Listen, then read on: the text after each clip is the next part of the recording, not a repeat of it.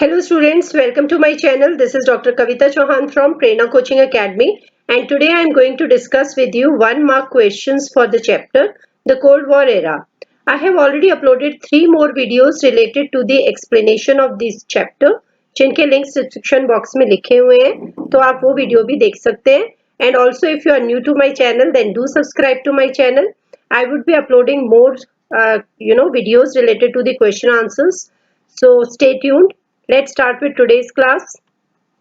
Name the two superpowers responsible for the Cold War.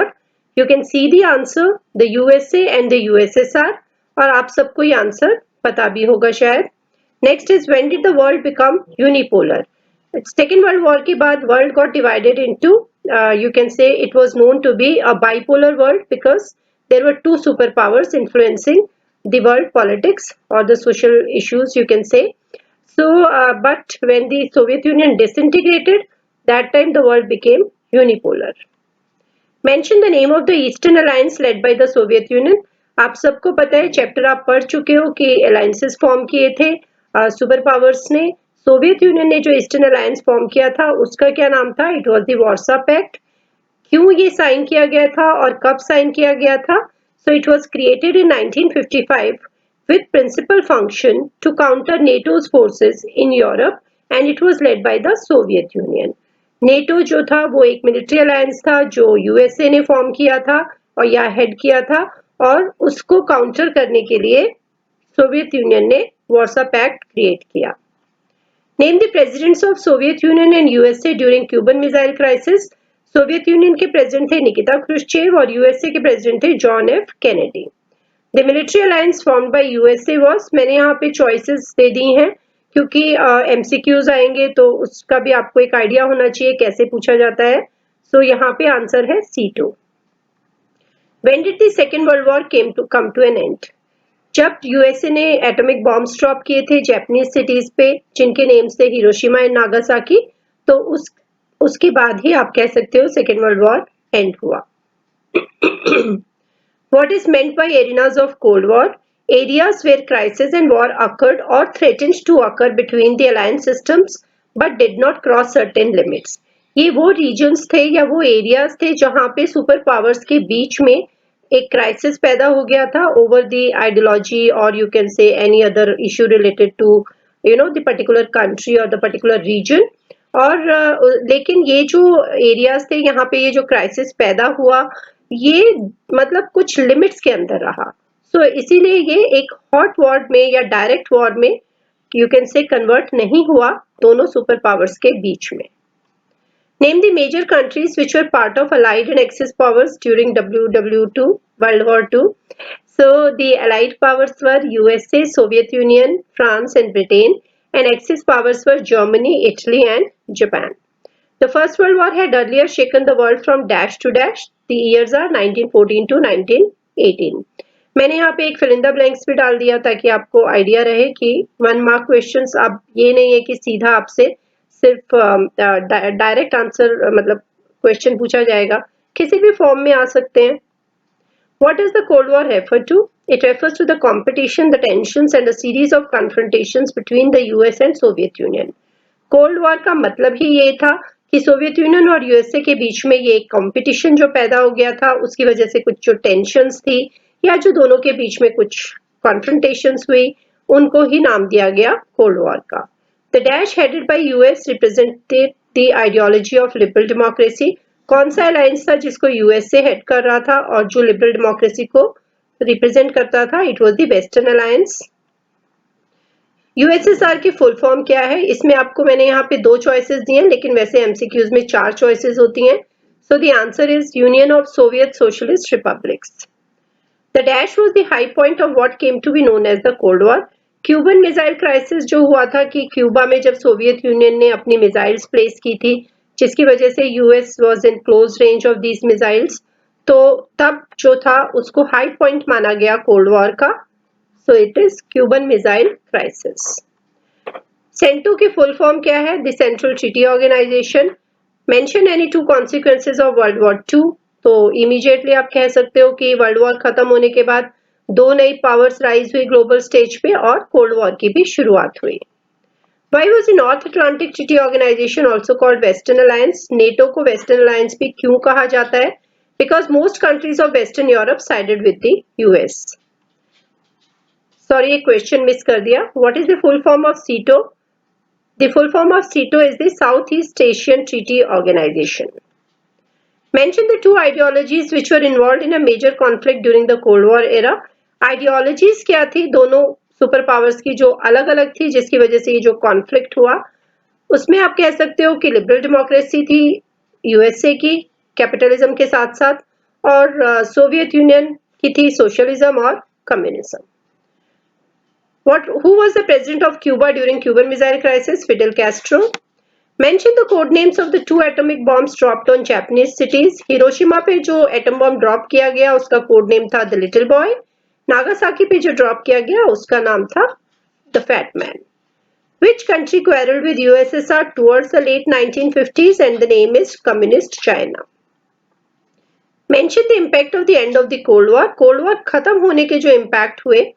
First is the hostility between the US and the USSR came to an end. दोनों के बीच में जो ये hostility थी ये खत्म हो गई थी और सोवियत यूनियन disintegrate भी हो गया था. दूसरी जो और न्यूली इंडिपेंडेंट स्टेट्स बन गई थी जो पहले सोवियत यूनियन का हिस्सा थी एज रिपब्लिक्स वो इंडिपेंडेंट स्टेट्स बन गए थे. Why did India not join either NATO or C2? India ने क्यों नहीं ज्वाइन किए थे ये alliances? It is due to the development of non-alignment which gave it a way of staying out of the alliances. ऐसा इसलिए हुआ क्योंकि इंडिया ने जो एक नया ऑप्शन यहाँ पे डिवाइस किया था along with other countries जिसको नॉन अलाइनमेंट बोला गया तो उससे इंडिया को एक वो मिला मतलब आप कह सकते हो कि ऑप्शन थी कि अलायंसेस से दूर रहें वो और उनको नॉन अलाइनमेंट पे पूरी फेथ थी. Mention two agreements signed between USA and USSR to eliminate certain types of weapons. जब USA और USSR को ये लगने लगा कि अगर बाई चांस गलती से कुछ न्यूक्लियर वेपन से रिलेटेड कोई लापरवाही हो गई तो क्या हो सकता है जिसका असर दोनों के ऊपर भी बहुत भारी पड़ सकता था. तो उन्होंने थोड़ा सा ये कुछ टाइप्स के वेपन्स को यहाँ पे कंट्रोल करने की कोशिश की बनाना मतलब उनको और नया फर्दर एक्सपेंशन करना उन्होंने यहाँ पे कम किया. नेम से लिमिटेड टेस्ट पेन ट्रीटी और एंटी बैलिस्टिक मिसाइल्स ट्रीटी ये दो ट्रीटी साइन की गई थी यहाँ पे.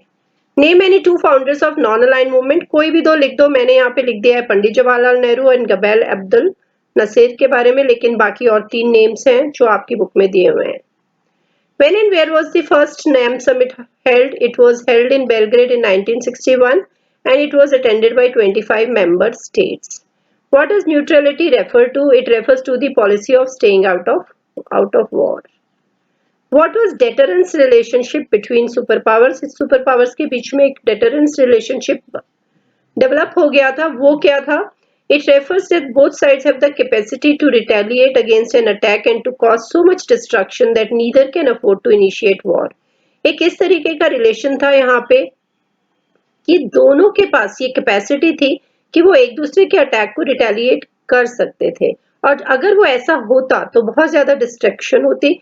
इसलिए दोनों में से कोई भी वॉर को शुरुआत नहीं करना चाहते थे. इसलिए ये जो रिलेशनशिप था इसको डेटरेंस के नाम से जाना गया. What do you understand by least developed countries? ये जो newly independent countries थी एशिया अफ्रीका और लैटिन अमेरिका की mostly these were the countries which were already the members of non-aligned movement and इनको categorize किया गया least developed countries के तौर पे. Here is a list of countries right against each of these the bloc they belong to during the Cold War. मैंने 6 countries के यहाँ पे नाम लिखे हैं. NCERT का question है back exercise में भी दिया हुआ है. So you can read the answers on the screen. Or you can note down. Which conference was held in 1972 by the United Nations? 4 options मैंने यहाँ पे दी हुई हैं आप पढ़ लो इन सारी options को और इसका जो आंसर है वो है United Nations Conference on Trade and Development. When and why did India sign the 20 years Treaty of Peace and Friendship with the Soviet Union?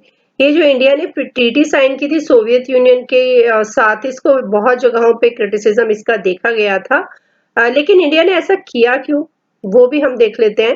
India signed the 20 years treaty of peace and friendship with the Soviet Union in 1971. तो 1971 में ये sign किया गया in order to counter the US Pakistan China axis. ये जो US से पाकिस्तान और China का एक एक्सेस बन रहा था एक धुरी बन रही थी इसको भी काउंटर करने के लिए इंडिया को भी जरूरी था यहाँ पे कि कोई तो हो इंटरनेशनल लेवल पे जो इस तरीके से इंडिया उसके साथ फ्रेंडशिप या पीस के लिए मतलब एक रिलेशन बना सके, और ये उन्होंने किया यहाँ पे। Mark correct or wrong against each of the following statements that describe the features of the military alliances formed by the superpowers। ये भी NCERT का बैक एक्सरसाइज क्वेश्चन है। तो यहाँ पे 4 ऑप्शंस हैं। Member countries of the alliance are to provide bases in their respective lands for the superpowers। हाँ, ये बिल्कुल ठीक है कि जो अलायंस में मेंबर कंट्रीज थी वो बेस प्रोवाइड करती थी सुपर पावर्स को। Member countries to support the superpowers both in terms of ideology and military strategy। अगर वो उस अलायंस का हिस्सा थी, चाहे वो यूएसए का हेडेड अलायंस था या ये सोवियत यूनियन का, तो इनकी आइडियोलॉजी को वो सपोर्ट करती थी। ट्रू है ये भी। When a nation attacks any member country, it is considered as an attack on all the member countries। बिल्कुल सही है ये भी। Superpowers assist all the member countries to develop their own nuclear weapons। This is a false statement। Which among the following statements does not reflect the objectives of non-aligned movement? First is enabling newly decolonized countries to pursue independent policies। ये एक objective था इसका non-aligned movement का, correct है ये। Not to joining any military alliances, ये भी था, तो ये भी correct है। Following a policy of neutrality on global issues, ये यहाँ पे false statement है। So thanks a lot children for watching, and stay tuned for more videos for questions and answers. Thank you so much.